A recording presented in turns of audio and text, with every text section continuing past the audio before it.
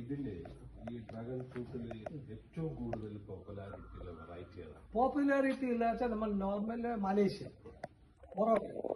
Royal, പിന്നെ Mexican. ഈ നാലാണ് ഇവിടെ നമ്മൾ കൂടുതൽ കാണുന്നത്. അതിന്റെ ടേസ്റ്റിന് ചെറിയൊരു കുറച്ചല്ലേ ഉള്ളൂ. കളറിലും ചെറിയൊരു ഡിഫറൻസ്. എല്ലാം റെഡ് തന്നെയാണ്. ആകോ റെഡാണ്. ഒന്ന് കൂടുതൽ ഡാർക്കാണ്, കുറച്ച് ലൈറ്റ് ആയിട്ടായിരിക്കും. വേറെ എന്താ പറയുക, ഒരു മീഡിയം സൈസ് ഒക്കെ കളറാണ്. അത് ടേസ്റ്റ് ചെറിയൊരു വ്യത്യാസങ്ങളാണ്. ഈ റോയൽ രണ്ടുണ്ട്. റോയൽ 1 ഉണ്ട്, റോയൽ 2 ഉണ്ട്. ഒന്ന് കായ ചെറുതാണ്, അത് നല്ല ടേസ്റ്റാണ്. മധുരം കൂടി. കായ വലുതാണ്. ആണല്ലോ നമ്മള് ചെടികൾ സാധാരണ നടുക. പക്ഷെ ഡ്രാഗൺ ഫ്രൂട്ട് ഡ്രൈ സീസണിൽ നടാം, കുഴപ്പമൊന്നുമില്ലല്ലോ. വെള്ളത്തിന്റെ ഇനി ലഭ്യത കൂടുതൽ വെള്ളം വേണ്ട. ആഴ്ചയിൽ മഴക്കാലത്ത് ഒഴിക്കുക വേണ്ട. മറ്റേ ആഴ്ചയിൽ 1 നല്ല ചൂട് 2 അതിൽ കൂടുതൽ ഹ്യൂമിഡിറ്റി ഒക്കെ വരുന്നുണ്ട്. 3 പ്രാവശ്യം ചെയ്ത് അതിൽ വളം കൂടുതൽ നമ്മൾ ജൈവവളം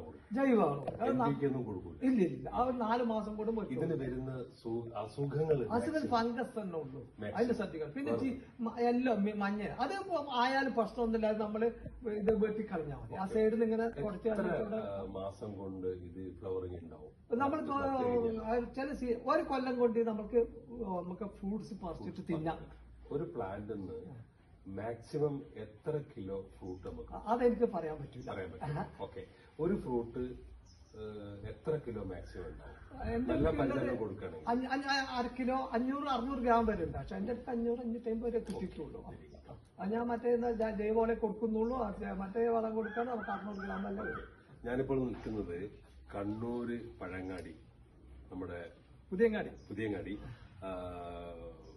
അബ്ദുറഹ്മാൻ ഖാന്റെ വീട്ടിലാണ് നിൽക്കുന്നത്. ഒരു വളരെയധികം എന്തൂസിയാസ്റ്റിക് ആയിട്ടുള്ള ഒരു കർഷകനാണ്.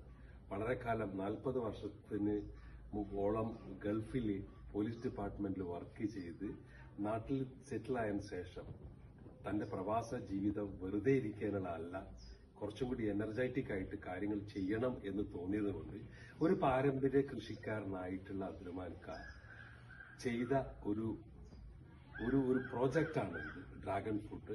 ഏകദേശം 80ഓളം വെറൈറ്റികൾ ഇതിലുണ്ട്.